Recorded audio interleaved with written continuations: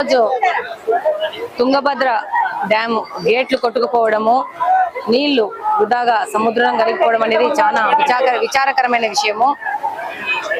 ఇది ఒక మానవ తప్పిదము. దీని నుంచి మనమంతా నేర్చుకోవాల్సింది చాలా ఉంది. మీ అందరికీ తెలుసు, అన్నమయ్య ప్రాజెక్టు కూడా గేట్లు కొట్టుకుపోయి ఎంత పెద్ద ఉపద్రవం సంభవించిందో. అప్పుడు మునిగిపోయిన వాళ్ళకి ఈ రోజు వరకు కాంపెన్సేషన్ లేకుండా నష్టం అలానే ఉంది. ఈ 5 సంవత్సరాల్లో జగన్మోహన్ రెడ్డి గారి ప్రభుత్వము నిర్లక్ష్యం వల్ల మనం ఎంతో నష్టపోయినాము. ఈ రోజు తుంగభద్ర గేటు కూలిపోవడం వల్ల మనకు రాయలసీమలో కూడా ఎంతో నష్టం జరిగే అవకాశం ఉంది.